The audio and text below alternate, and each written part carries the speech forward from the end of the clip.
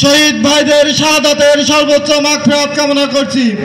সম্মানিত ধুলিয়ারবাসী, আমরা দেখেছি বিগত 17 বছর ধরে আওয়ামী ফ্যাসিজম এমন ভাবে ঘরে চেপে বসেছিল যেখানে নয় তাকবীরের স্লোগানকে কেড়ে নেওয়া হয়েছিল।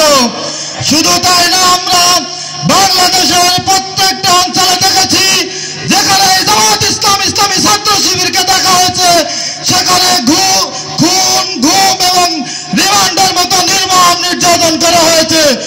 আমাদের কোরআন তালিমের মতো প্রোগ্রাম থেকে গ্রেপ্তার করে আমাদেরকে নাটক মঞ্চস্থ করা হয়েছে, আমাদের নামে নাশকতার মামলা দেওয়া হয়েছে, আমাদেরকে আহত করা হয়েছে।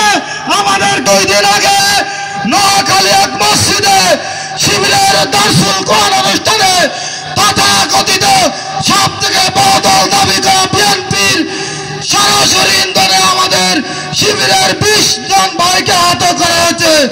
সুতরাং আমরা দেখেছি আওয়ামী লীগ এবং বিএনপি মুদ্রার এপিঠ এবং অপিঠ।